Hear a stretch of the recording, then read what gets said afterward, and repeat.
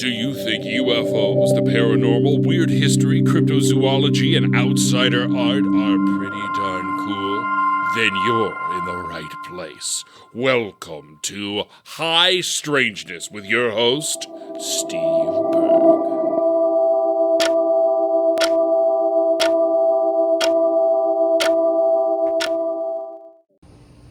The video version.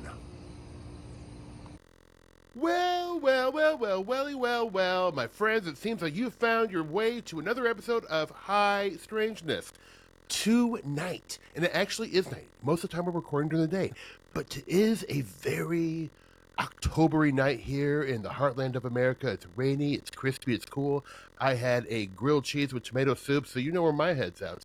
But folks, tonight I have the great, the wonderful Aaron Gulyas on, and Aaron is the author of Extraterrestrials and the American Zeitgeist and the book Conspiracy Theories, the Roots, Themes, and Propagation of Paranoid Political and Cultural Narratives, and is also the host of the fantastic podcast This Saucer Life, which beautifully explores the history and lore of flying saucers and their culture.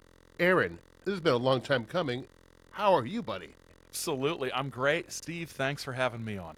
Oh, man, thanks for being on. Well, Aaron, I mean, just, I'm going to try to compose myself. The first question I'm going to ask you might be the most important question of the evening. And, Aaron, I know we've been mutuals on the social medias, have a lot of mutual friends. We met each other. We shared a continental breakfast in a Hampton Inn once. Yes, we did. You know, how many people can say that? We had subpar bagels and some weird egg product. It's a rarefied part of the stratosphere that we're in. Yeah, It is. But for a while, you were posting something called Saucer Supper on social media. Yeah. And let me tell you, as a big food person, I appreciate it. And I also learned a lot about you from these suppers. Mm-hmm. Yeah. So my first question to you is, what is the last thing that you made in the kitchen that you were like, damn, that's good? Okay, well, it wasn't what I made last night. That's for damn sure. You gotta fail sometimes. I will say that I don't know who's doing the recipe testing at Cooks Illustrated, but they are off the beam. They're like not where they're supposed to be. I think the last thing I made that was really good was this sort of tomato pasta with the calabrese peppers and pancetta and some onions and all cooked up and mixed together. I'm trying to. I had this pasta up in Flint at a restaurant, and I'm trying to recreate it. And I'm searching around for all sorts of Italian pepper pasta recipes, and I got close, but it was really good. Is it Calabrian? Is that how you pronounce it? So those are not easy to find. You have to order those, don't you? I had to get them on Amazon. Yeah. I could not find them locally anywhere. Yeah. In fact, I vowed to myself that I'm going to get the seeds and try to grow them next year, because every time I have them, like, these peppers are a must-have in my life. But I can't keep on ordering like the $14 tiny bottle from Cento. Even though Cento products, they're wonderful. Yes. But it puts it back down the old billfold. Yes. I actually got some seeds this last year for purple UFO peppers. Get out of town. And the thing is, the plants came up great, but no peppers actually resulted. So I don't know. Next year, I might try actually ordering the plants and getting the plants and trying that. But that was the only real disappointment in the garden this year. We had a pretty good year. The only time my habaneros have not been good is when I put too much fertilizer in. Okay. I don't know. So just play with the soil, pH, and all that stuff. Yeah. Now this is my wife's the gardener, but I pick up a lot of stuff. What I will recommend is in every state in the United States there is probably a county office of the extension office of your land grant ag college. Mm-hmm. And you can send, here in Michigan it's Michigan State, in Indiana it's Purdue, you can send them usually a sample of your soil, and they'll analyze it and tell you what you need to do to it. Because what we ran into was we needed more potassium in the soil, so we started soaking a bunch of banana peels in water and just sprinkling that around, because the potassium leaches out of the banana peels into the water and is a good, very cheap way to adjust the soil. So that's and it was like $30 to get the analysis done. So Really? that's it's a really underutilized resource, I think. Of course, as an old 4-H kid, I knew all about the extension office, but I was not aware of this. I cannot wait to send dirt in the mail. yeah, I mean, like, where is it? Where you are, Nebraska State? Is that the ag Yeah. school? Yeah, Yep. yeah. So I'm sure. Well, it's Nebraska. I'm sure they've got like 15,000 I think agronomists on the payroll. right? Yeah, I think we got some dirt lovers here. Yeah, yeah. Yeah, that is fascinating. I have, because I moved back to Nebraska 3-4 years. I can't even remember. My God, 21 or 22. Anyways, but I have gotten seriously into gardening, and I love it so much. It's great. incredible. It's I do like the heavy lifting. I haul bags of dirt and I help put up fencing. I try not to touch the plants because I'm not good at that. But I'm an admirable pack mule. You're a strong back. Yes, that's exactly right. You're a sturdy Indiana man. Yeah, I am. Yeah, and it's so much more fun being told to give in chores by your wife when you're in your 40s than it is by your mother when you're 12. It's so much better. It's a different feel. It really is. I do whatever my wife says. I mean, she's like always right about everything, pretty much. Except, well, with food and movies, I'm kind of like I control all that mostly. But everything else, whatever you want, whatever you say, because I'm not very smart. Yes, exactly. I'm the dumb one. My boundaries are fairly well set. I'm good with directions, and I can run an air compressor. That's about the extent of it. But yeah. God, I can't do either of those things, man. It's like me with an air compressor wouldn't be good. Wouldn't be good, Aaron. They're handy. They're handy. That is fascinating. Well, I mean, actually, because I know you have lived in Michigan for your adult life. You work in Michigan. Yeah. You're a professor. You teach in Michigan. But you grew up in Indiana. Yeah, around the Fort Wayne area, so northeast corner of the state, and then I went to college at Hanover College in the southeast corner, sort of an hour from Louisville, about 90 minutes from Cincinnati. Right. And then I moved to Indianapolis, and then moved to Michigan eventually. Right. Well, here's my question. I'm gonna compile a couple together. It's like I actually know because I've listened to your show so many times, and I've been listening to you on other people's shows for a long time, and so I know a lot about your history. But I feel like the listeners want to know, how did Aaron get into UFOs, fringe cultures, and Fortiana, and all that good stuff? And then I'm gonna have an Indiana question after you answer that. So not to sound like I'm trying to make some sort of like point or anything, but the answer is the public library. So when I was a kid, like middle school, high school, go to the library, and actually younger than that, and there's a guy named Daniel Cohen who wrote a lot of kids' books about various subjects. And I remember my friend Andy got from Scholastic Book Club, actually, the book The World's Most Famous Ghosts. And he and I would share that book back and forth. And so the Drury Lane Ghost and the Winchester House Ghost and all the ghost stuff. And then he had a book called something like Hairy Monsters and Little Green Men or something, and it was like cryptids and aliens, and it was sort of pitched toward a middle school audience, and I read that, and that was a lot of fun. And I'd read Omni magazine, which always had a lot of UFO stuff in it back in the 90s, and then X-Files started my senior year of high school. And so I watched that, and I read Howard Blum's book Out There, which is the first time I ever heard of MJ-12. And then once I went to college in like 1994, I was on the internet, and so I discovered Usenet and Alt-Alien Visitors, and that's where I discovered Bill Moore and Bill Cooper and John Lear and all that stuff. And I didn't know it at the time, but it was like several years after they had all sort of passed out of favor, but it was all new to me, and it was just fascinating, and it just sort of took off from there.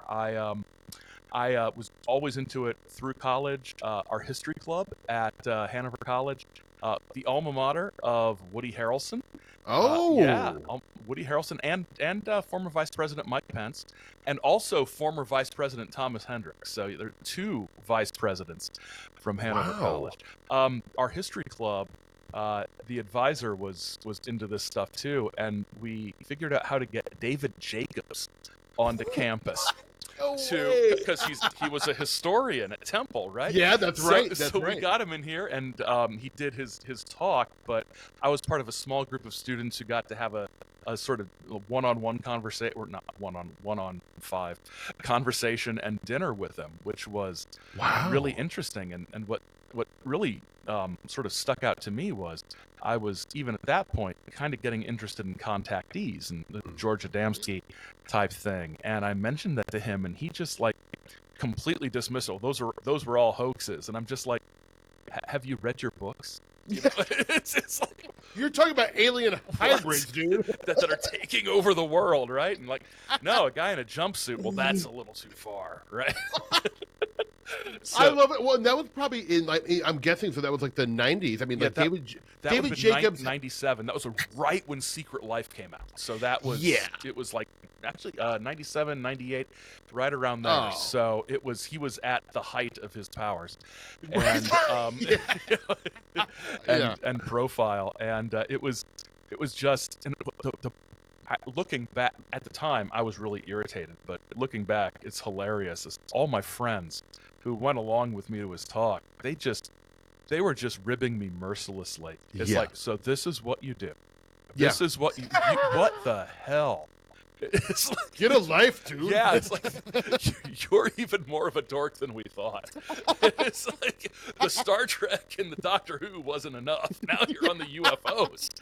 So it was fun. And then from there, I went into grad school, and I needed a master's thesis topic, and it came down to Cold War UFO belief or Cold War pro wrestling. And I ended up with UFO stuff for my thesis because there just wasn't a lot of existing footage of pro wrestling in the 50s and 60s. Right. So much of it just went out live from television studios. Sure, So there just weren't a lot of sources. So that I remember talking to my advisor about this, and she just looked at me and she said, "So you're telling me somebody's actually going to marry you?"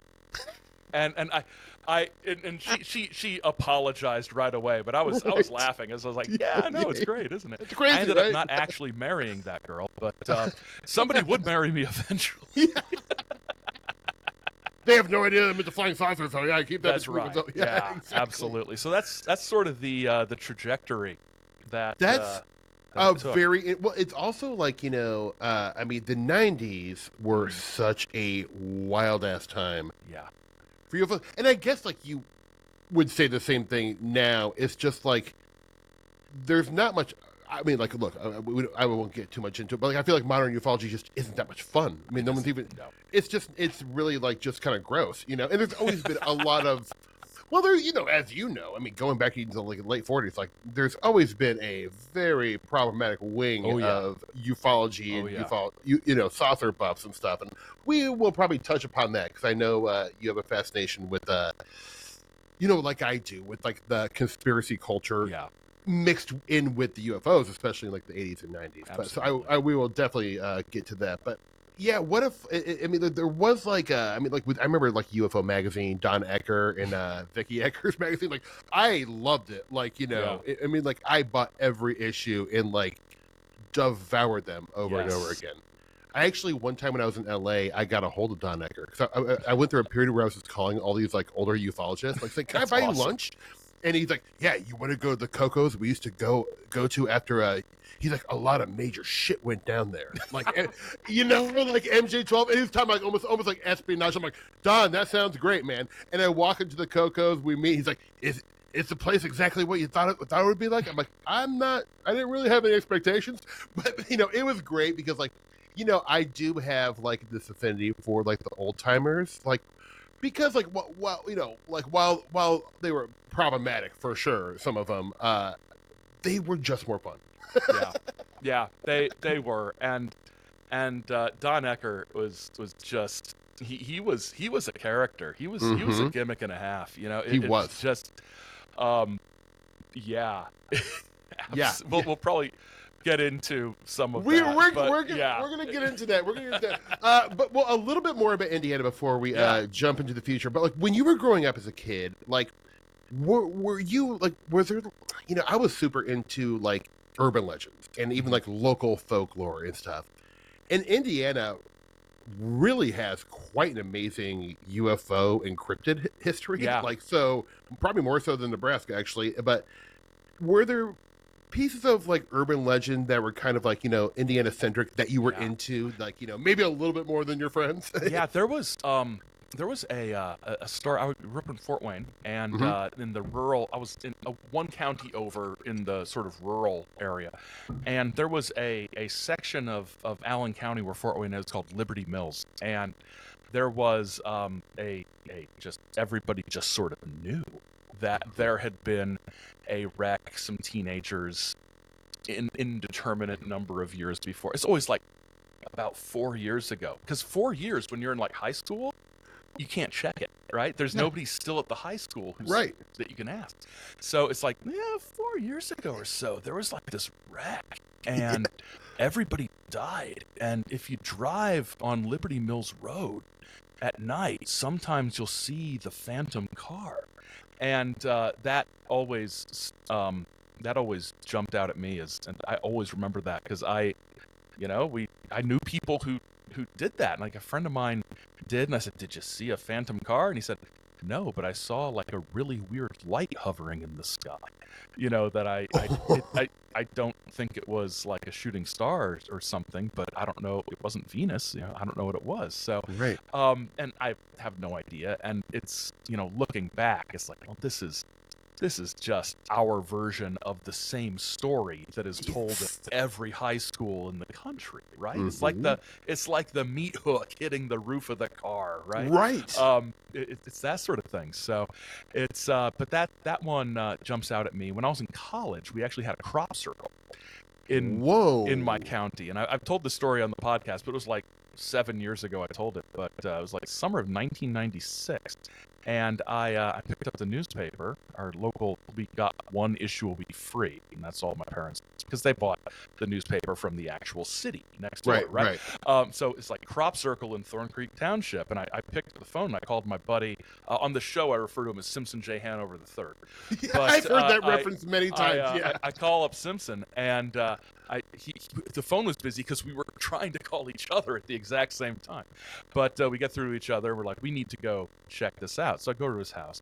I'm wearing like a tweed jacket. I look like an investigator. It is July in Indiana. It is like 98 degrees. He's wearing like a trench coat and a black turtleneck. Hell yes. And he has built this device out of like one of those slide projectors that you put the slides in individually. And he like taped like a big metal rod to it with a cork at the end. And he said, "This is the paranormal energy detector." So we go out there. There's sheriff's tape up and everything. Oh, is there really? Yeah, so like, wow. Because okay. it was a trespassing case, because the farmer was like, right. Who like trampled all my wheat here? Yeah, I was gonna sell this, man. Yeah, it's like this is how I make a living. So we're there. There's some other people.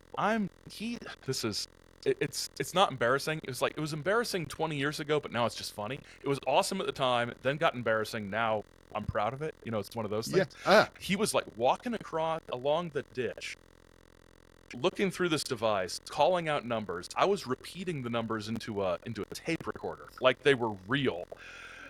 And no way. People drive off, and we're like, let's go. Then this guy comes up on a 4-wheeler, and he's like, "What are you guys doing here?"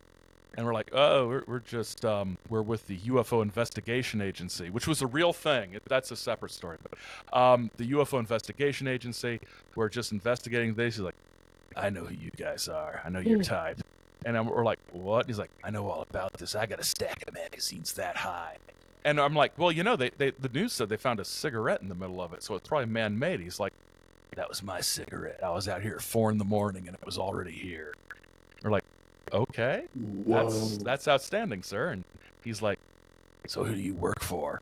They're like, we don't work for anybody. And they're like, he's like, yeah, I bet. I'm like, no, really, we're like, we go to college and we're home on break. We're just being idiots. And he was like, sure. And then he drives off. And then this I'm not making this up. I'm not making a word of this up. Beautiful. And then this bus full of like damn hippies shows up, right? Uh-huh. This woman steps up. She's got the lavender tinted like John Lennon glasses on. Perfect.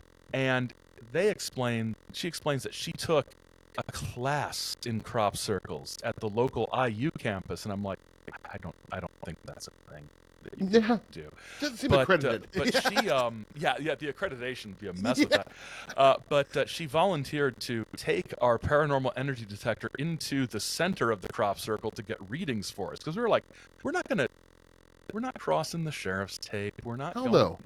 And we're like, I don't know. And Simpson, he's a quick thinker. He says, well, actually, this is just a prototype. We just got the plans in from headquarters this morning, so I don't think it works very well. And then we leave. But it was one of the most amazing things. And I had that tape recorder, and the tape was running and recorded all of these conversations.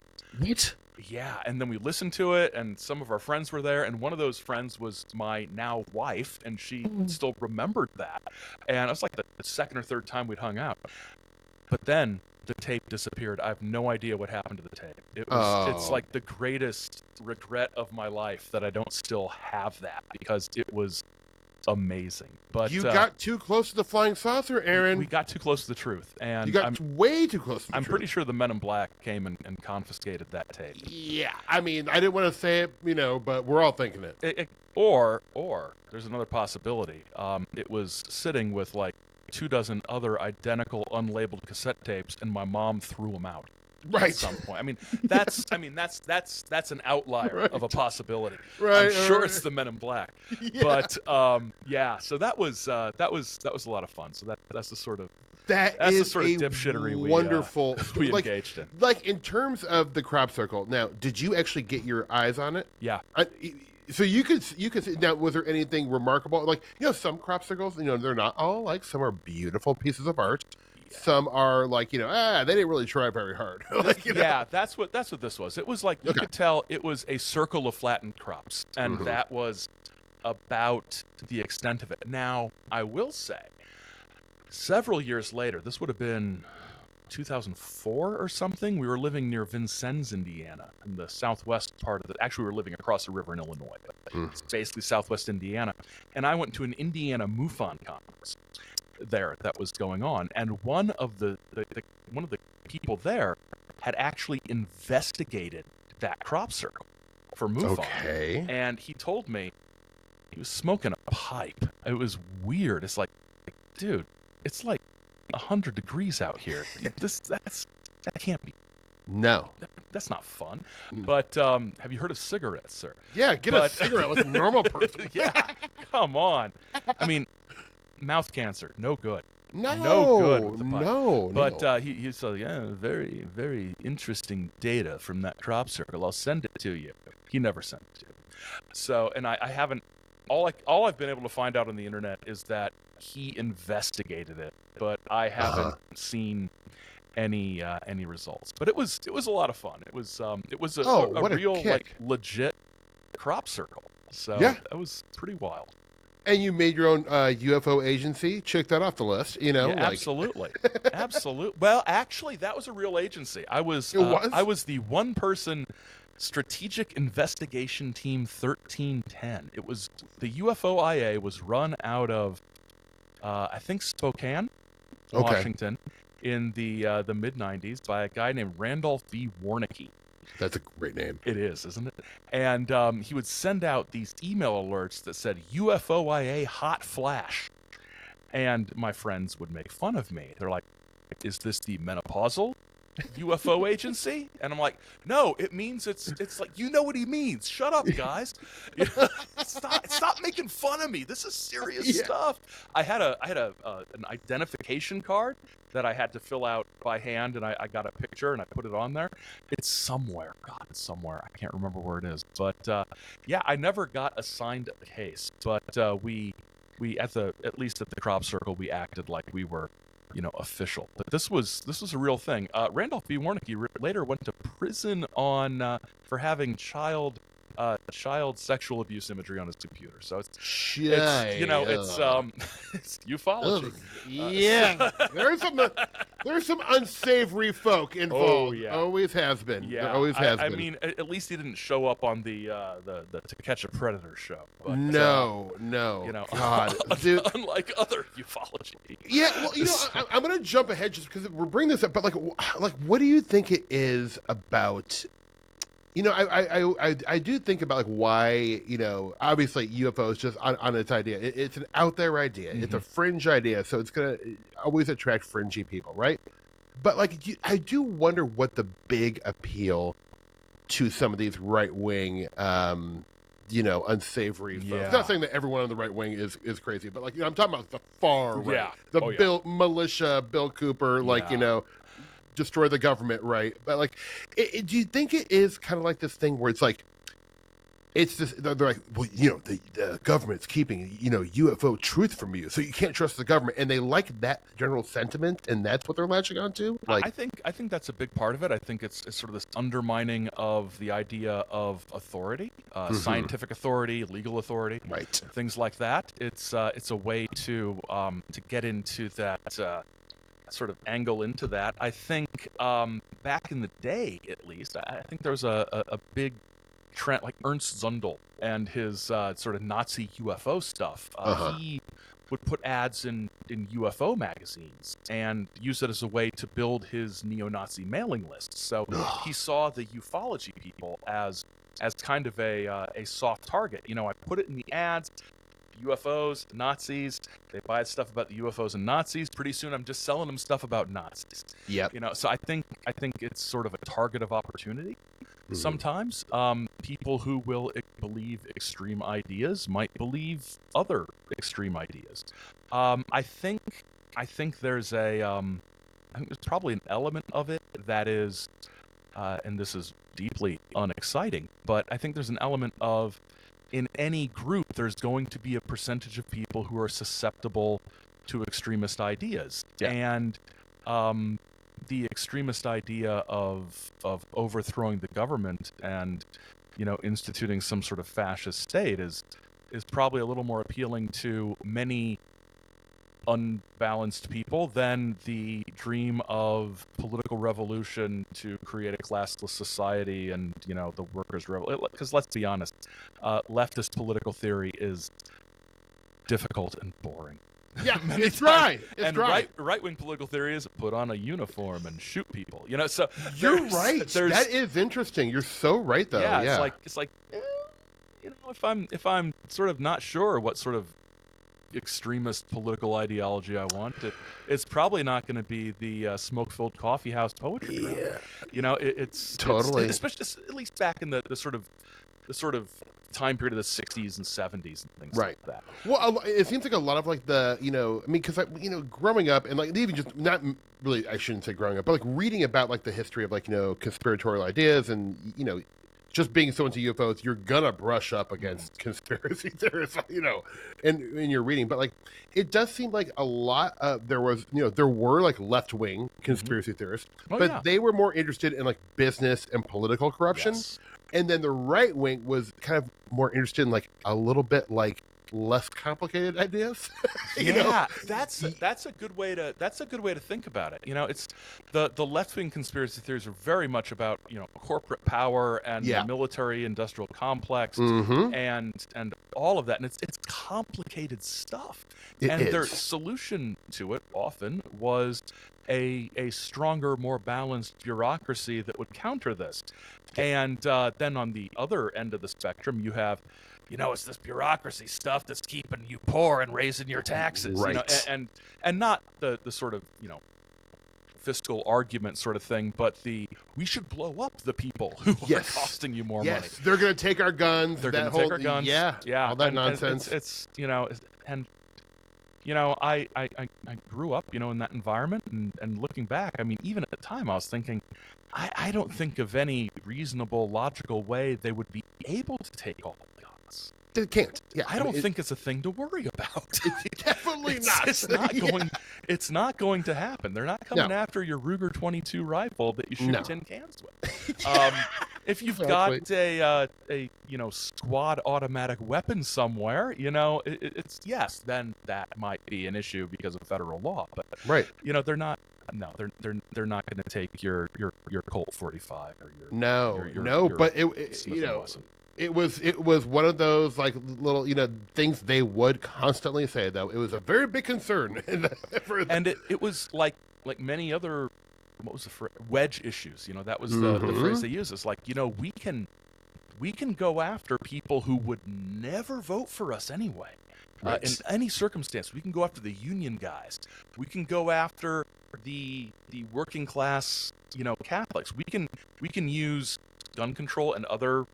You can just list them off: wedge issues, cultural issues, and get people to not to get political, but to vote against their economic self-interest. Not that economic interests are the only interests one has, but it's and then the conspiracy side of it just took that and turned it up to 11. And the UFO stuff fits into it because it hits those buttons. There are secrets. These are elites trying to keep you in the dark because they don't trust you with information. And if you can open the door a little bit, then you can use these other issues to sort of push it open. And it's honestly kind of surprising to me that politicians didn't latch on to the UFO thing earlier. I know you had a little bit of it in the 90s with some of the people looking at the Phoenix Lights and Roswell and things. And there was the Schmidt, the New Mexican senator, I think. There was a few, but precious little. Yeah, and compared to now with hearings, and now we're going to get to the truth, and Tim Burchett, all these. God, it's I know it's nauseating. It's nauseating, and worse, it's boring. It's so boring. That's the thing that gets me. It's like you're talking about a government cover-up of aliens, and I can't stay awake through your testimony. That's exactly it. That's exactly it. Like at least, like I feel like in years past when they were a lot of this we were butting up against the conspiratorial stuff in the UFO scene. At least at the end of the day, what was being talked about the most were cases and people's experiences, which are always going to be interesting to me. It's not really like the machinations of how the government keeps secrets. Like I could give a shit at this point, man. Like I don't care. But I mean, people's experiences, like whether they're real or not, the stories to me are wonderful, and that's what I love about this topic is. Joe Bob's, UFO experience, or Deborah's, encounter with a saucer in the desert. Those stories are wonderful, and they're folklore until they're not, and I love it. I agree. That's what really drives my interest in it, and especially after. Oh gosh, Tim Binnall talks about this a little bit. He and I have talked about this, but there's sort of this cutoff point with 9/11, and 9/11 happens, and suddenly nobody cares about flying saucers. It was like this turning point, and it took a while for it to spin back up. And there was some dumb stuff during the Serpo and things like that. Yeah. But it wasn't. I mean, the 90s were sort of the 80s, late 80s into the 90s was the high watermark of this sort of UFO abduction conspiracy sort of thing. And I mean, I think X-Files helped for sure, and Dark Skies didn't hurt. I love Dark Skies. I never saw that. It was on for one season, right? One season, and then they sort of retooled halfway through and brought Jerry Ryan in, sort of a pre-Voyager. I think this was like the last thing she did before they shoved her onto Star Trek Voyager. And it was the first few episodes are really interesting, but they fall into this trap of, oh, what if this civil rights thing was really aliens? What if this was really? There was a civil rights episode that I found, even like on broadcast in like '96. I was like, this is not. That's some ancient alien stuff right there. It is. It's like the aliens are using these civil rights people to do this. And apologies if I'm misrepresenting that episode. Right. I have not watched it in like 10 years. But it's yeah, it's a good, and that stuff all sort of helped build it up. But then it sort of went into a decline, and then when it came back, it was dumb. And yeah, and I'll admit, that might be me. That might be, I'm just in a different stage of life, and I have different interests, and these aspects of the phenomenon, just don't interest. The government angle doesn't interest me as much. But also, I mean, just put any of those people who testify on Capitol Hill up against Bill Moore and Bill English and Bill Cooper and John Lear. It's like, you guys don't know how to tell a story. No, that's right. Well, the thing is, like, I mean, that's a great point. Like, I do think, like, I'm not saying, like, these guys are, like, dudes I admire. But, however, they made UFOs so damn exciting to me. I mean, William Moore, it really was, like, it was a saga. It was, like, James Bond shit. Like, yeah, it was. It was, like, it really was, and it was terribly. And for a person who really wasn't super into, like, the government conspiracy angle, I sure was when I heard about William Moore and, like, early X-Files years. Like, I was fascinated with it. And, like, John Lear, I mean, like, not that I ever took anything he said seriously. Well, I did when I was a kid, I will say. But, like, he was fun. I followed his career basically till he passed away. Like, just because I found him infinitely entertaining. He was the ultimate UFO gadfly. He's just sort of like hovering around. It's like, well, there's something going on. I'm going to go on Coast to Coast AM and just say the most insane things ever. Shit. Yeah. And then just sort of disappear for another 3 years or whatever. Yeah. I loved that John Lear had his comeback there in 2003 on we did the Lear briefing to Art Bell. Like, and at the time, I was listening to it on the radio. I was in the car. I was driving all night back from southern Indiana, seeing some friends, back up to Michigan. And it was like November, like first week in November. It was foggy. I'm driving through here. I got John Lear in my ear in the dark saying, "Now, Art, what we're showing you here are slides of what the aliens did to these human bodies that we found at the Dulce base." And I'm just like, I swear, if I look over, John Lear is going to be sitting in the passenger seat. I'm not going to look over because I'm scared that it's not the radio. He's in the car with me. And it was just, he was so good at that. He had that low talk, too. He Yeah. kind of that, like, sinister. Like, he could, I mean, like you said, like, that guy could tell a story. Yeah, and it's pretty clear. I think that he did fly for Air America, which is a CIA Absolutely. thing. And, he was an operator back in the day. And he was crazy enough that his dad kind of cut him out of the will of the whole Lear fortune. And this is a guy who doesn't have anything to lose. Right. And that is that it just and the whole the documents that were circulating on Usenet back in the day, those were great as well. And that was my entry into the whole thing was, the one that starts off with like, in 16 whatever, the Catholic Church said Galileo was wrong. This is another example of that short-sightedness, or something like that. And then he goes into the implant. There's an implant 3 centimeters in the nasal canal. At a certain moment, all of these abductees will be activated. We don't know why. It's just that. It's just, you're reading this. You're in your dorm room. It's 1994. It's dark. You're reading this. It is just. You start to believe it because we were young, and if it's in print somewhere, it must have a little bit of truth. That's a great point because, like, I mean, like, you're right. If it wasn't print, I'm like, well, certainly they can't be making this up if it's in a book.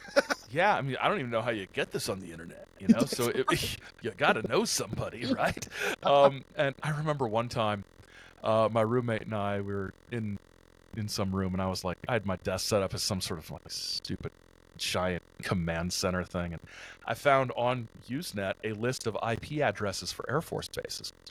And so I start trying to telnet into these things to see if I can find out any information. I tell my roommate, and he like walks over and unplugs my computer, and he says, "Look, one, it won't work. But two, if it does, I'm not going to prison. It's like, I saw War Games, man. yeah, and it's like, I'm hacking into the Air Force. No, I'm Right. using it like a telnet client to see if they have a public thing. But it was just there was like this period where it was like, this is fun and scary, and I've got secret knowledge. Yeah.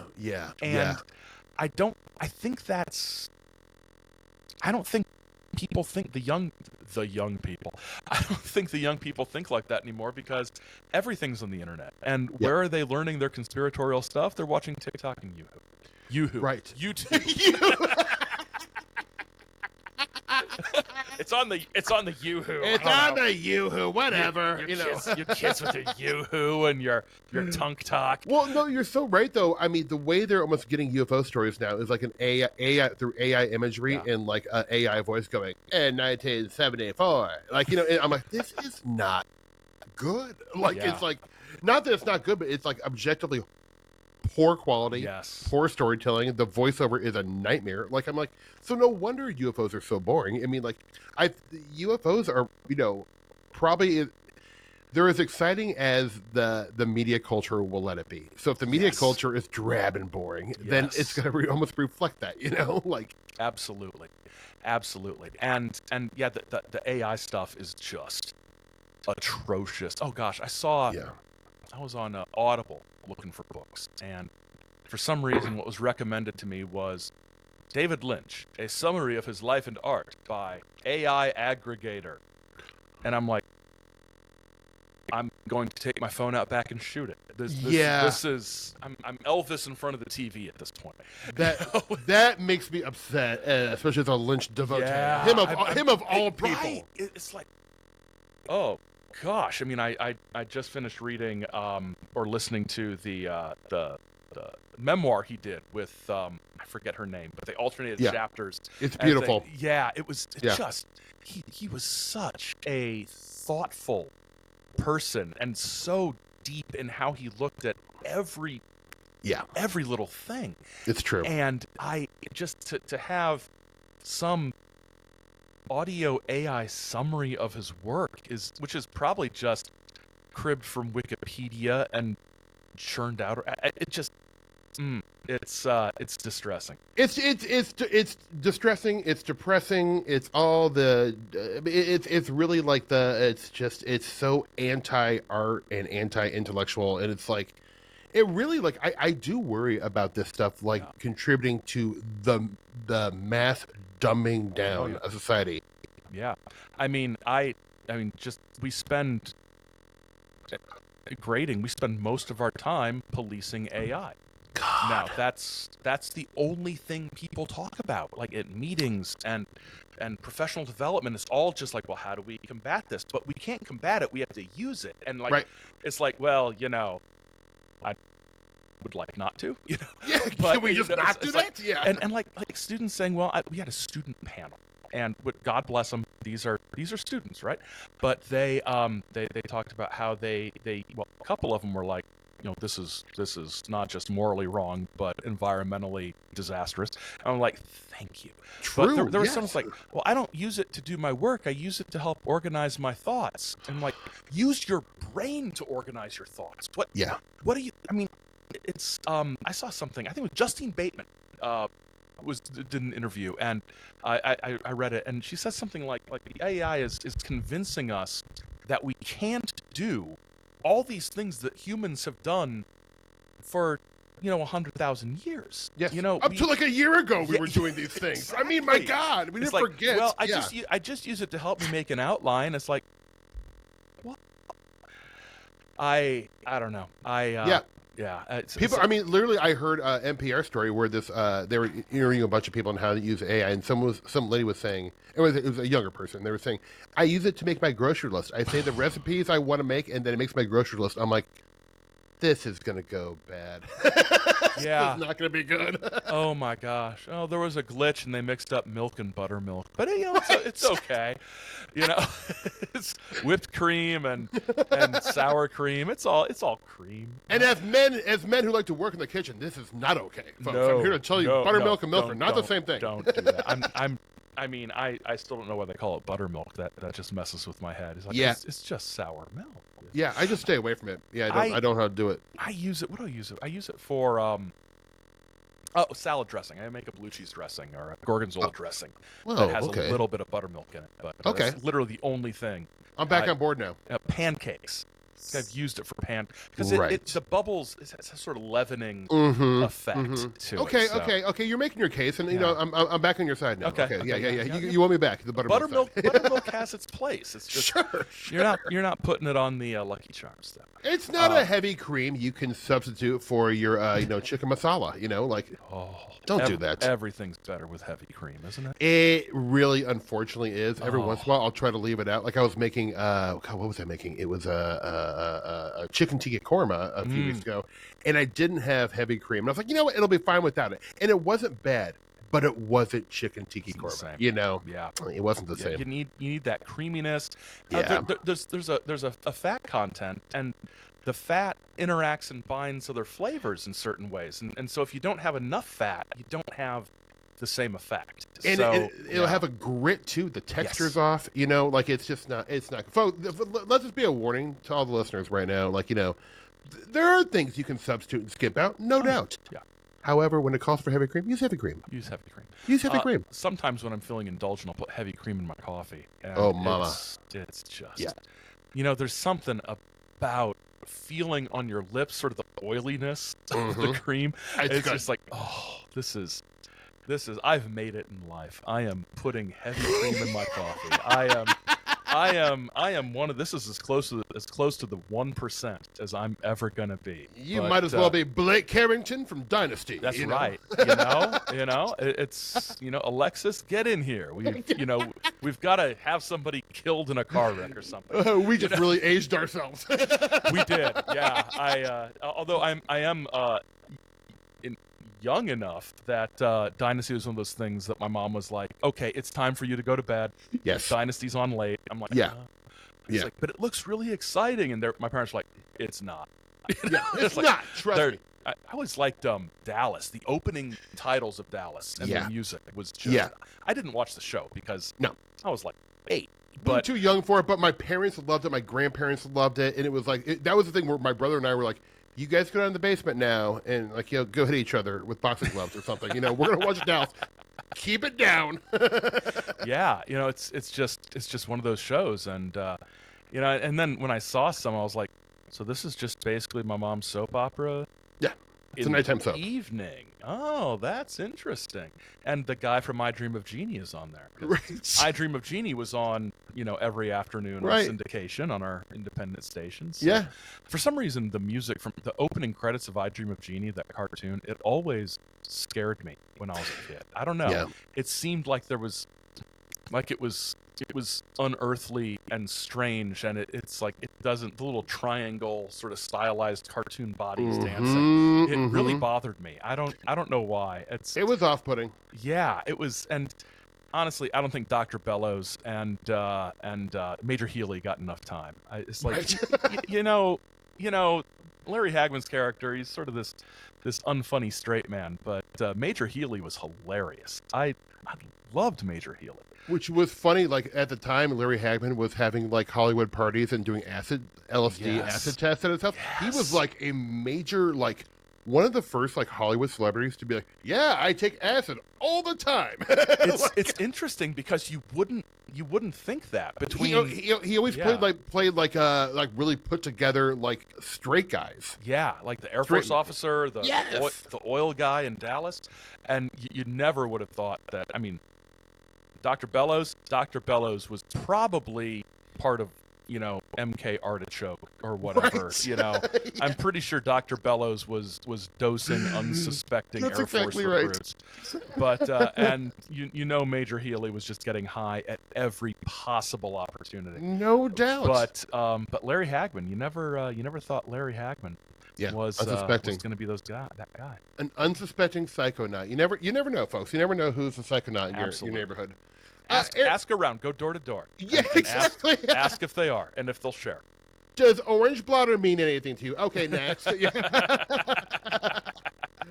I want to ask you, because I love your podcast, and I've listened to. I still go back and listen to old episodes because one, it's great. You can tell you're a professor, but and I mean this in the nicest way. Like, you give these very interesting, like, historical lectures with really fun tidbits, and it's always funny. Almost always very funny. Thank you. And I love that you're able to find the humor in this stuff because, like, I do think, I never want to laugh at people's trauma or anything like that. That's not what I'm talking about. But the idea just on its face, like boiling like what UFOs and Forteana is, like, it's weird stuff that's not supposed to happen. And sometimes that's funny and people's reactions to it are very funny. Yes. And you really captured that on the show. But, like, what made you kind of want to do a show that really focused on the personalities of ufology and a lot of contactees as well? Like, what I love, an amazing angle for a show. But, like, how did that come about? It's been 8 years. So it was 2017, August of 2017 when I started it, and I think I had this sort of creative urge to do something creative, but I was so tired of writing. So I wanted to do something else. To be honest, I've always really enjoyed messing around with audio software and hardware and things like that, and this would kind of be a justification to buy some stuff. Yeah. So that was part of it too. But the actual angle is I'd been listening to Dan Carlin's Hardcore History podcast. Sure, yeah. And I was thinking that, if I could make this about UFOs and about 90% shorter, that could be something. And and it was, I could sell books, and I could, it could be sort of a marketing, which I'm terrible at. Right. But, it's like, I'm telling people, don't buy my books. You can ask your library to get them. Don't. Gosh, a student said, I bought one of your books. I'm like, oh God, no, no, honey, no. Oh God, son, no, you don't have to do that. Look, I'll send you the PDF. It's fine. Gosh, don't spend money. Yes, you're not good at marketing, Aaron. No, I'm not. My wife has pointed that out. She's like, do you need a manager? I'm like, what? I'm gonna pay somebody 10% of nothing? It doesn't sound like a great idea. But yeah. I just thought there were a plethora of UFO podcasts that were interviews with UFO people, and I've been on a bunch of them, and they're great, and they're fun, and they're necessary. But at the time there wasn't anything like what I wanted to do, which was just to tell the story as it had been laid out with a minimum of, let me tell you why this couldn't happen, sort of thing. Right. And just to share these stories, and there's obscure stuff and these contactees that I didn't feel in 2017 or whatever were getting the kind of attention that they needed. And it's like, I've got a lot of books, I've got a lot of research, I've got a lot of material already that I can draw from. Why don't I try this? So that's kind of where it came from, and it's ebbed and flowed over the years. It's slowed down a lot in the last couple of years. The Patreon folks are still getting everything they're promised because I love them, but you get tired, you get old, and so you slow down, but and you start to run out of things that you really want to talk about. I've always told the listeners, when it gets to the point where it looks like it's time to do the Roswell episode, I'm like, okay, that's it, I'm out.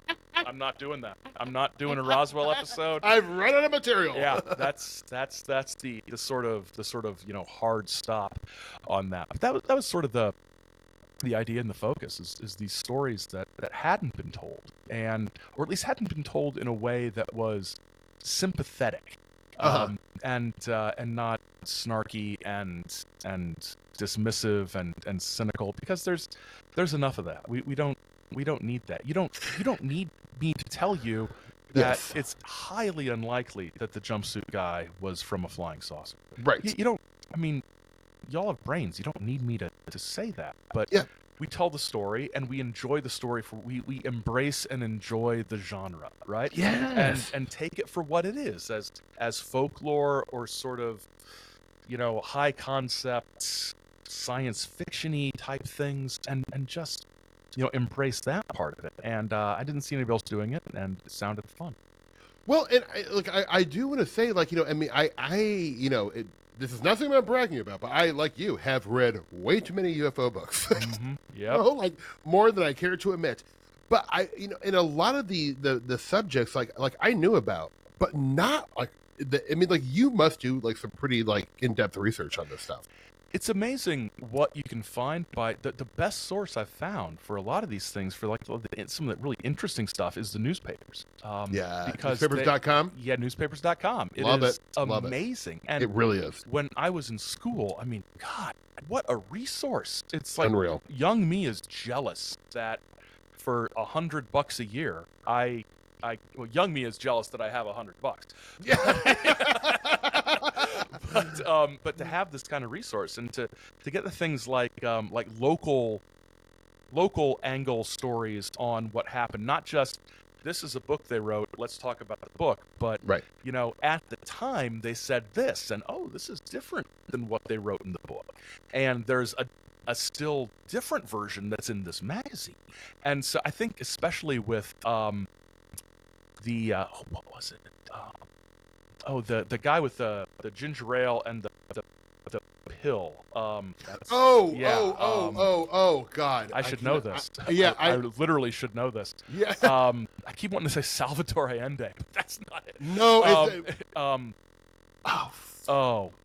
Guys, folks, the guy. Yeah, he drank the thing with the pill, and then he had the Orfeo Angelucci. Yeah, it's one of my favorite contactee stories. It's Griffith Park. It's L.A. Yeah, it's and what I love about that is there are so many iterations of that story, and there's like what he said in like small pamphlets, and what was published in a pulp magazine, and then what ended up in the book. And there's all sorts of variations in these things, and you can tell that he's developing this story, and the ideas behind it. And the easy thing would be to say, well, the fact that his story changes is proof that it was a lie. It's like, that's not the question I'm asking. No. The question I'm asking is, how did he tell the story? How did it change over time? And what changed about it? And what does that say about what he might have experienced? Right. And those are the questions that I find interesting. I think the question of whether or not something really happened that's like the least interesting aspect of it. It's also it's the thing that we'll never know. Right. Yeah. So why obsess about it? Exactly. And I mean, my opinion is that I think he was dosed with something, and I think it might have been some kind of experiment and or prank. Well, he worked for Boeing, didn't he? I mean, he worked for a defense contracting company of some sort. Donald Douglas. I can't remember. It was in Berg, because I know the whole thing happened. Like Greg Bishop told me, he's like, dude, it literally happened like on the backside of Griffith Park, where he was having a lot of his stuff, like where the zoo is now. And so, I mean, I used to go there all the time and walk around there and go, wow, this is where Orfeo Angelucci had his experience. It was one of those. I can't remember. But it was some like defense contracting company, Boeing, Lockheed Martin, or McDonnell Douglas. But like, so the thing that maybe they were experimenting with him, like Lockheed. It was Lockheed. Okay, Lockheed. I couldn't cope without knowing, so it was Lockheed, which is great because it still exists. Some of those, I don't know. I like the companies that don't. I like the companies that don't exist. That's a bright thing to say. Yeah. But I like it when they go out of business. I think that's really cool. A good thing for us. Yeah. He was in the defense industry. He tangent, sort of bottom of the pyramid sort of thing. But who better to experiment on than people whose behavior and reliability are a known quantity, right? Absolutely. So we have, and the whole industrial culture of the 40s and 50s was very much like institutional research and sociology and psychology. These people have been subjected to all kinds of tests and for sure. So they make a great study group. Absolutely. So that story is just amazing to me, because there's like the bit after he drinks the stuff, and it's like, that's fascinating. And then the later books, and it's like he just sort of embroiders, things, and Yep. like, then I went to their planet, and it's like, get back to the pill and the ginger ale. Yeah, exactly. That's, I don't think we've spent enough time with that part. Right, of yeah. this. Yeah. That might be then we might need to dig deeper on the pill and the ginger ale. I think that's really the crux of the thing. Yeah. Yeah. Fascinating. Well, I mean, it is the contactees they were fun. They were simply just fun. Like the Adamski story, it's good fun. They're all good fun, and I feel like that is one of the wonderful things about your show, and also just from a standpoint of a person who is always really concerned about these stories disappearing and not making the cut and the final internet iteration that we have eventually. Like, I do worry that a lot of these stories will disappear. So I applaud you on your preservation work, because I literally do feel like it is super important to preserve these stories. Important. I think Bishop and Gorightly's A for Adamski book is wonderful, crucial. Yep. I hope it stays in print. Books don't stay in print forever, but I hope it hangs around for a long time, because that's one of the things I recommend to everybody who's interested in this. Is like, you've got to get that, because it's great. It's compact. They cite their sources. It's compact. The entries are, the book is massive, but the entries are compact and manageable. They cite their sources.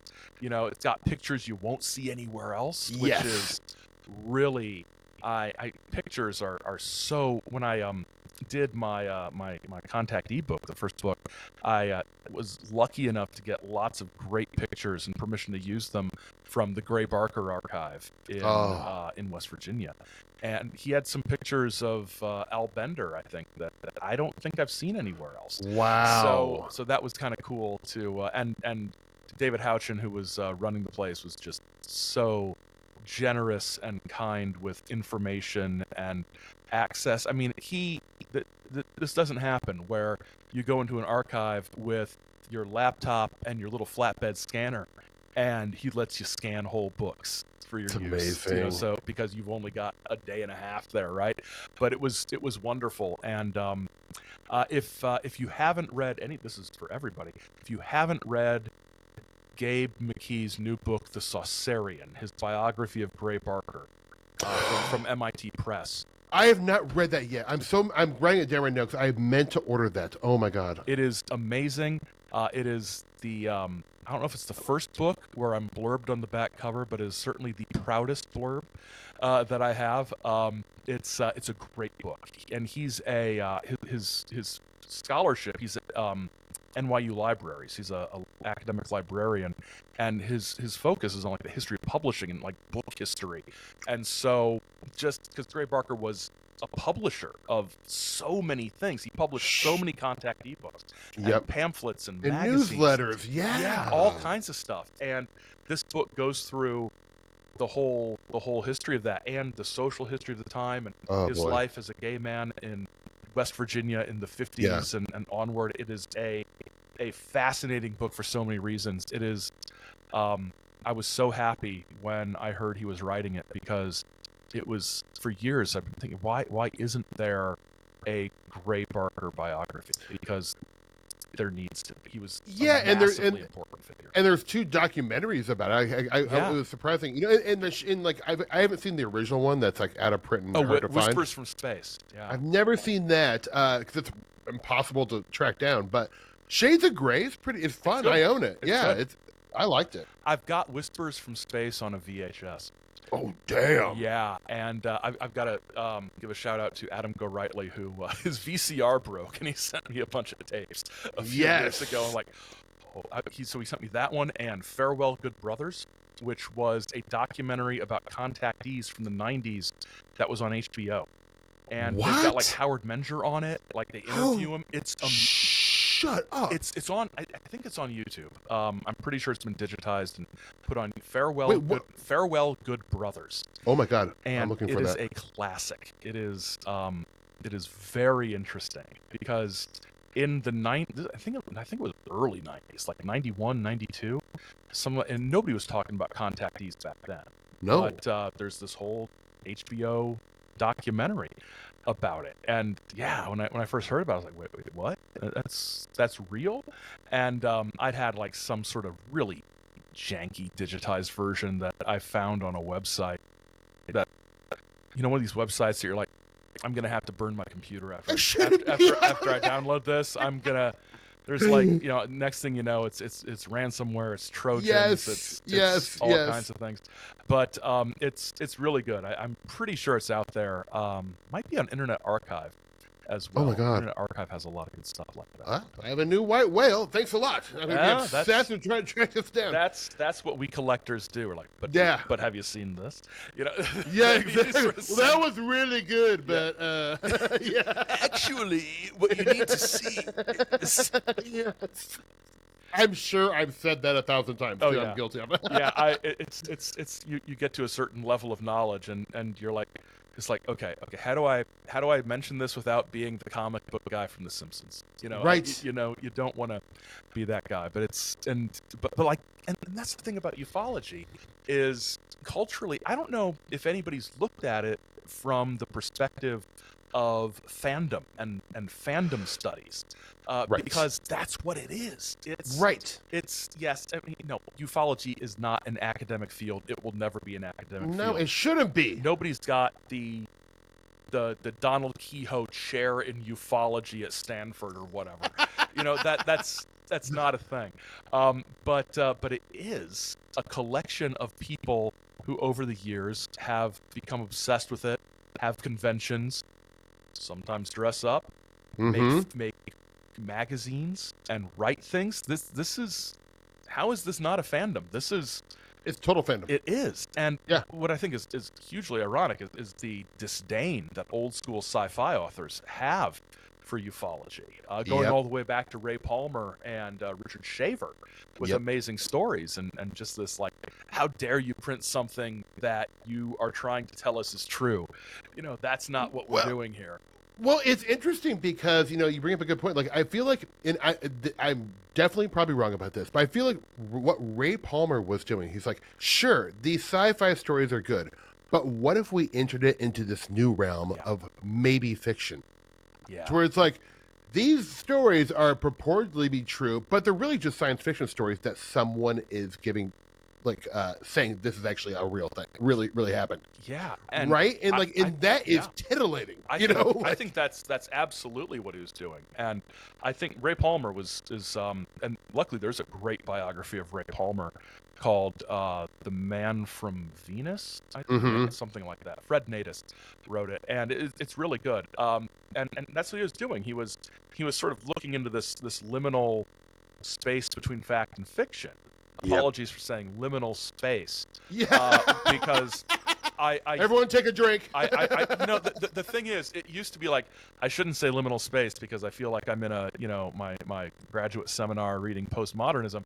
Right. But now it's just like, oh, liminal space, like a train station. It's like, no, that's like an airport with no people. No, that's not, no, stop. An empty room. Yeah, it's like, come on. It's like, just get kids a dictionary. But it is sort of this fact fiction blend, and the Richard Shaver Hollow Earth stuff. I mean, my favorite thing about it is you get like the letters people writing in after that initial. I remember a Lemuria story. Absolutely. And the guy was like, well, yeah, I fought the Dero in a cave in the South Pacific during the war, and like, who was that guy who wrote that letter? It was, Fred Chrisman. Fred motherfucking Chrisman. I know, what? Right? Who was involved in Maury Island? Who might have been one of the tramps on the grassy knoll? We've talked about him a little bit. I would love to. I'm gonna maybe reach out to you if you're a Chrisman head. I mean, like in a way where you're fascinated by him. Like, I would love to do a Fred Chrisman roundtable. Go Rightly. Go Rightly is the world authority on many things, but yes. Fred Chrisman in particular. Yeah. So fascinating. Oh my God. And then he's like, he was a teacher in some school in Seattle, and he got fired.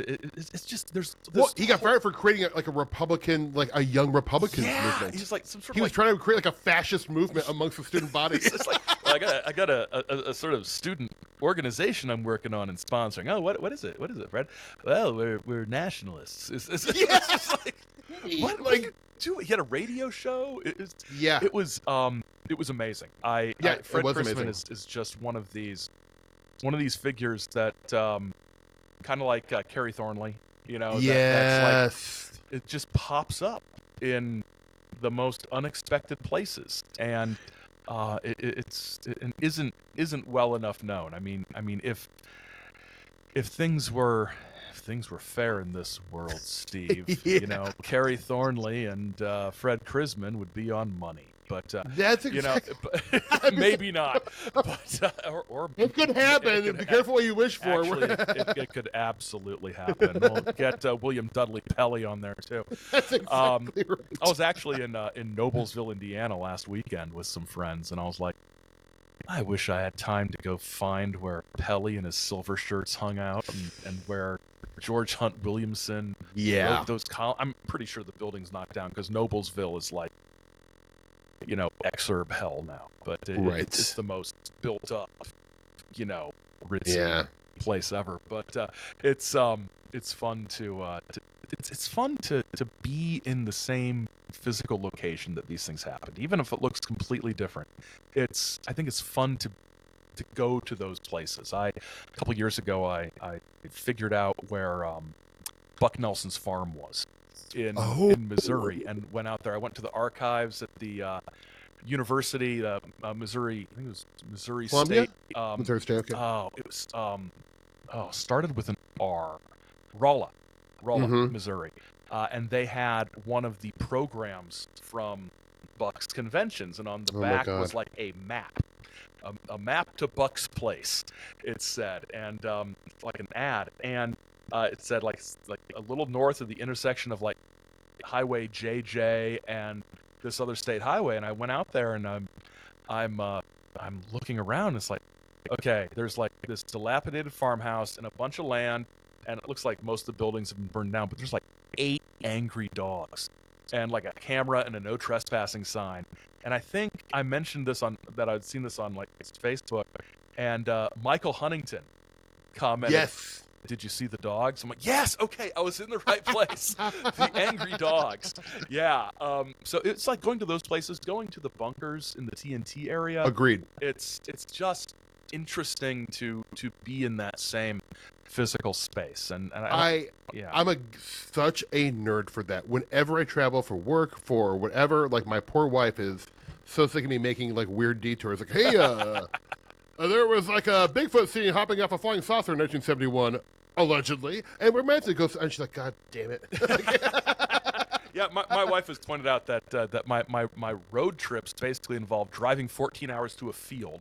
Yes. Looking around and then getting back in the car and driving 14 hours home. I'm like, yeah, but I might be able to stop at like a Buc-ee's somewhere. Yes. So, yeah. That's why you always pair these things with a delicious sandwich, because when you get, it is fun to experience the magic of the story, where these stories came from. Like, whether they happened or not, obviously we don't know. We'll never know. But it becomes unimportant at a certain time. Yeah. Because it really is like this maybe fiction. It's like this modern mythology, and to experience where these stories and folklore took place. Yeah. I don't know. For a lot of people, I know that sounds boring, but for me, like, that's my dream vacation. I mean, imagine that your life is so bereft of wonder that you go to the Black Forest in Germany and you don't think of Hansel and Gretel. Right. Or Little Red Riding Hood, or those things. Like these stories, those stories are sort of part of us here in the West. Absolutely. And like going to the home of those stories can be very affecting. And I think for this little sliver of folklore that those of us enjoy, it's the same sort of thing. I'm going to Point Pleasant. I'm going to Roswell. I'm going to the desert where George Adamski saw his flying saucer. Yep. And like my Simpson and I were in Desert Center, California, this last summer, and there's nothing there but a post office. But we're like, we're gonna send some postcards home because we're in Desert Center, and it'll have that postmark, and we'll send these postcards to people who'll get it, and it's like historical tourism. I mean, there's something about being. That's a good way to put it. It is. It's the only thing is you don't have usually don't have the signs and interpreters and curators there to explain things, and honestly, I don't think there's much call for funding for that sort of thing. But and I will say I wish there was. It adds I do too, because it would be great if more people knew about these stories. But like I will say, sometimes that adds a layer of mysteriousness and like a little bit of like almost like a lot of times when I'm like 5 minutes away from one of these places, I get butterflies in my stomach, and I don't know why. I start getting like a little nervous. Not that I think that something's going to happen, but I'm like. The story starts replaying in your head, and I kind of work myself up into a little bit of a tizzy. I'm like, oh my god, I can't believe I'm like going to the where Socorro happened. That's exciting stuff for us nerds. It is, and it's the same feeling I get when I visit like a Revolutionary War battlefield, totally, or a presidential library or something like that. All the usual sort of normal history stuff that I enjoy doing, and it's the same sort of feeling because it is a historical place, and not to get all postmodern, it's as much of a historical event as any other historical event. The only difference is we have attached a cultural truth value to one and not to another, which is, I like that there's a consensus that things I enjoy probably never happened. I like that. Right. That makes it a little more rare and precious. I think so too. I think that to me is like, it's like I feel like everyone who has been into this stuff for 10 or 20 more years, like there's a evolution that you can track. Yeah. Either people stayed the exact same, I feel, or they every 2 years change their mind of how they're interested in this stuff, what they think about the stuff. Is there anything genuine about it? Yeah. Does that even matter? Like I've had so many different evolutions, and I will probably have 5 or 6 more in my lifetime, constantly changing my mind, always, because we learn new information, a case I loved that I thought was genuine forever. You find out a new piece of information, and you have to take that into account and reevaluate it, if you're being honest. Absolutely. And I think we find it's like all of our interests. We all refine our interests over the years. Whether it's TV shows we're fans of, or authors we love, or things we collect, we all, as we gain more information and more knowledge, and we become kind of low-key experts on stuff just out of exposure, we have different aspects of it that we love or are interested in, and I think that's completely natural. And I think it sort of speaks to that idea of some of this being very akin to other kinds of fandoms. And I totally agree. Even sports fandoms, it's like, well, you can list these people, you got these facts, you got these dates and statistics, and people can do that with the paranormal as well. And I think it's just great. And one of the things I would love for society to get among the many things I would love society to get away from is this knee-jerk assumption that anybody interested in this stuff just wholesale believes it all to be factually true. It would be such a time saver if we didn't have to explain to people, no, I've never been abducted. No, I don't know what it is. No, I don't have any opinions. Yes, I just find it interesting. Because it's like so much gets bogged down in like, oh, so what do you think the aliens are? It's like, I don't know. I'm only more confused. Honestly, it's like I don't think you can enlighten yourself with the stories, the understand the stories, the history, but you'll never get closer to any kind of quote unquote truth about this stuff by reading, studying it, even talking to people. You'll just get more information, which is great, especially if you really enjoy this stuff. Yeah. but there's no amount of research you can do to point you to any kind of like a conclusion. No, stuff, not even close. It's and we all bring our own interpretations to these Totally. things. And it's like pinning somebody down, like going to a church and like cornering somebody, saying, "So St. Paul on the road to Damascus. So what was that? Just tell me what that phenomenon was. You're gonna. Right. So what was the mechanism involved?" Right. It's like, please step away from me, sir. I don't This is know, very you lunatic. Yeah, it's like, who let you in? This is. Exactly. I might have to reevaluate our open door policy here. Yeah, right. Office hours are closed, sir. Yeah. Okay. This is.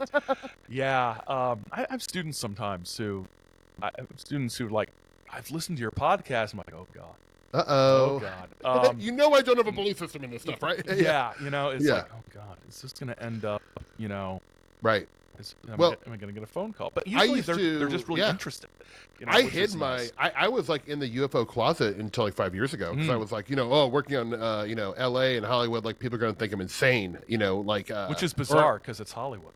It's Hollywood, but with UFOs, I think I will say this: if I'm to give the disclosure modern, movement anywhere, I think you can now perhaps have a conversation about UFOs in polite settings a little bit easier than you could I agree. 10 years ago. So for that, I will say bravo. But I can't say anything else good about it. But, Aaron, before I let you go, I did want to ask you, because you do have a good handle on the cultural history of like 80s, 90s conspiracy theories, Yeah. or conspiracy theorists.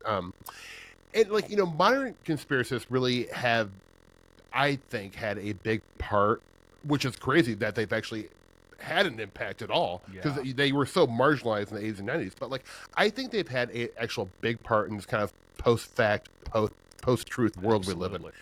And do you think it's one of these things where it's like they always wanted to have this impact, and finally they did? And I'm wondering, was this always the aim, to have it be this widespread, to where literally like there's some people who are making policies in this country are card-carrying conspiracy theorists themselves? Like, this is so wild to think about, It is. So what's your take, kind of like, understanding the 80s and 90s and the history of conspiracy, and then kind of like where we are now? I think that the conspiracy theorists of the 80s and 90s would be completely gobsmacked at the types of social media available to promulgate these ideas. And I think social media was the game changer. I think once you could talk to people about these ideas, especially narrow ideas, medical conspiracies, Yes. especially, once you could reach people in a demographic that might be concerned about it without knowing the history of, bizarre anti-fluoride conspiracies and things like that. They're not coming to it from a, communist infiltration point of view. A lot of them are people who are legitimately worried about how to do what's right for their kids. And what they see is they watch a video by the American Dental Association that talks about fluoride, and the algorithm serves them up, is fluoride making your child sterile? And so it's just because the algorithm exists to make money, right? Yeah. And I tell students, I tell people, if you're doing something online, if you're using a service and you are not paying for it, you are the product. You are not the customer. That's exactly right. You are a target for advertising. Yep. And they will serve you whatever they think will get the most advertising dollars. And I think, especially these narrowly focused conspiracies like the health conspiracies, I think really benefited from that.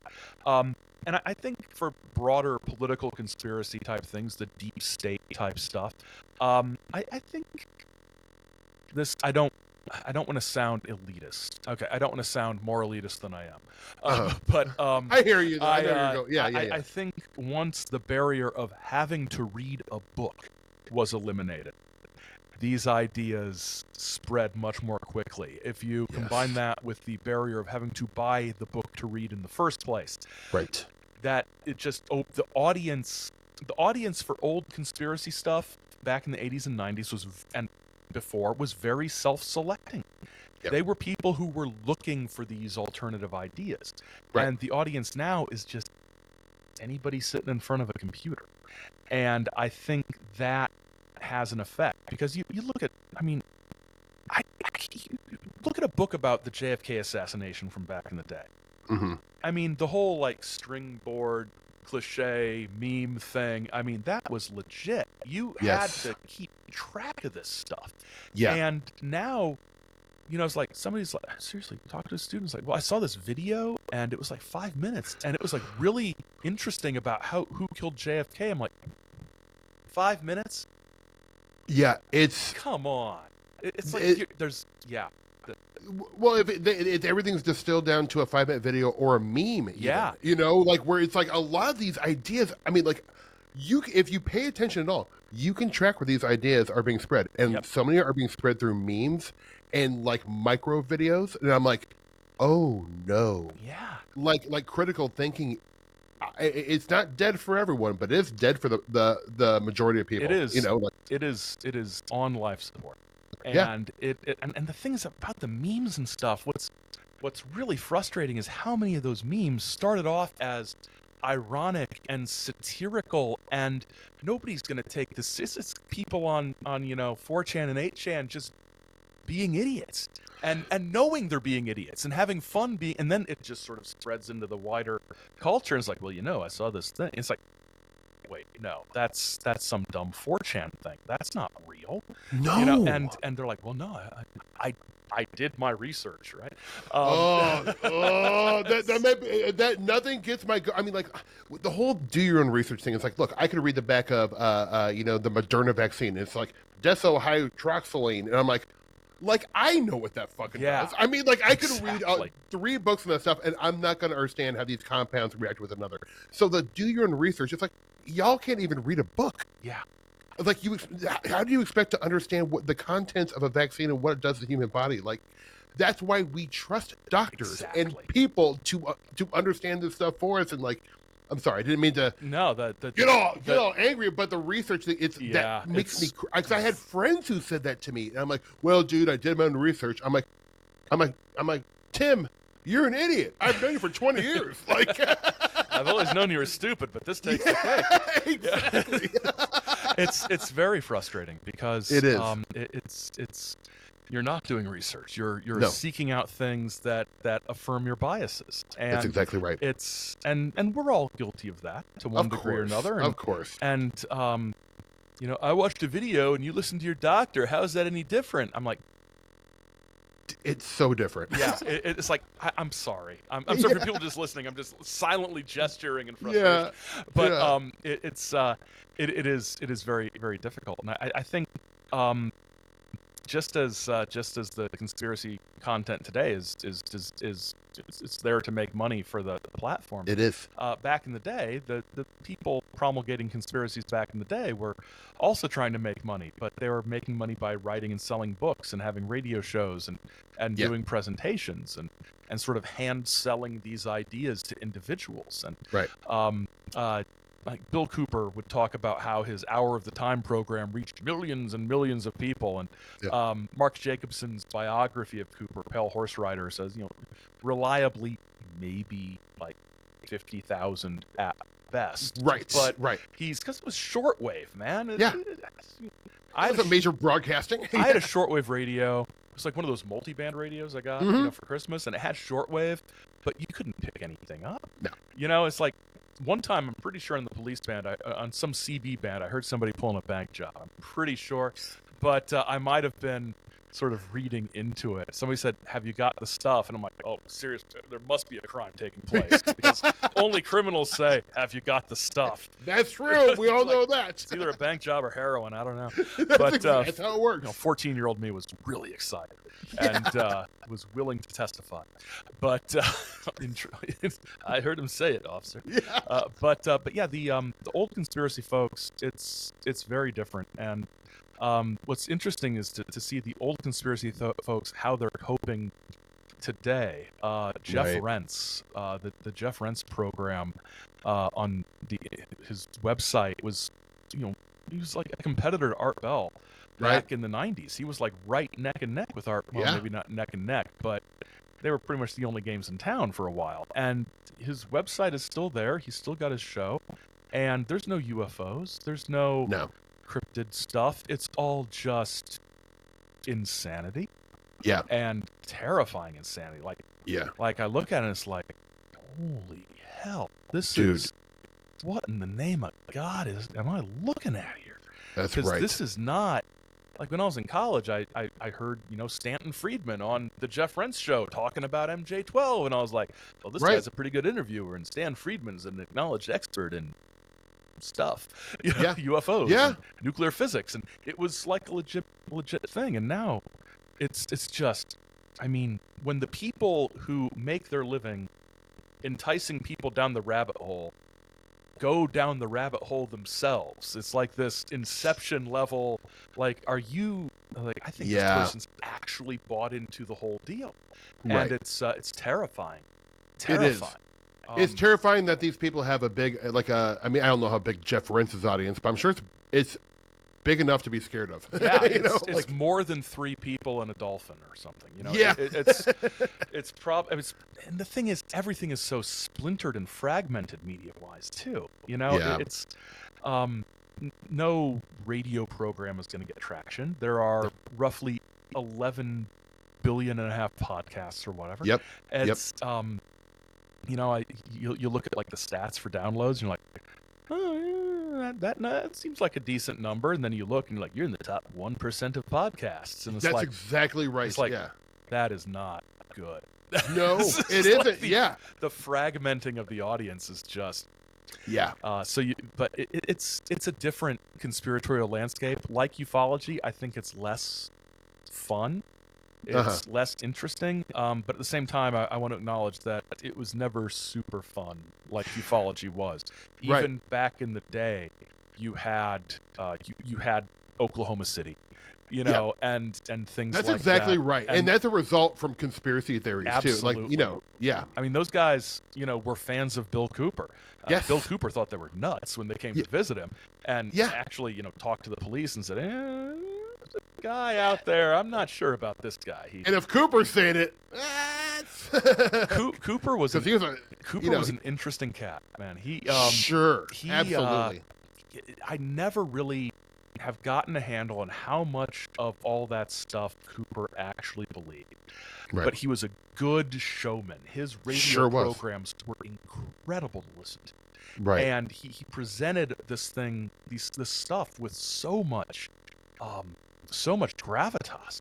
And when he sort of got drummed out of ufology after being caught making stuff up, and I saw these papers in the Navy, and like, that's right. John Lear takes him aside, he's like, we made that up 2 years ago. I wrote that, dude. It's like that's mine. He's like, oh. So then he's like, well, ufology is disinformation. He pivoted. Yes. And but it's Bill Cooper. His big flaw was the fact that he was in fact Bill Cooper.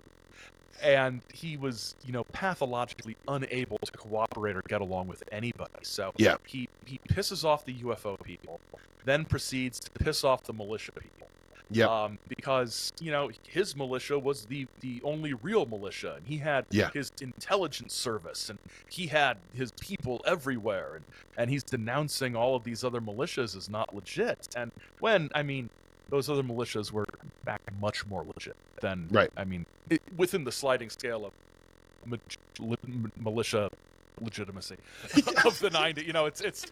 It's all a relative thing, right? But but it's fascinating to look at the sort of infighting, and then with the current events in the news, people have brought up that 10 years ago we had the whole Jade Helm conspiracy theory about I remember the military takeover, and at the time I was finishing my first conspiracy theory book right when the Jade Helm thing was kicking off. So it's like one of those, like, except for publishing delays, it would have been very timely. But, it's like, well, I was writing it as it happened, but then you see the book a year later. But it was amazing how much of that stuff was just reheated Bill Cooper stuff from the 90s. And my latest book about sort of triumphalist happy ending conspiracy theories like QAnon and NESARA and stuff. QAnon is just NESARA. You know, the whole, like, there's a secret law that was passed. It's going to wipe out all of our debts. And as soon as they announce it, everything going to be fine. You know, we're going on 20 years now.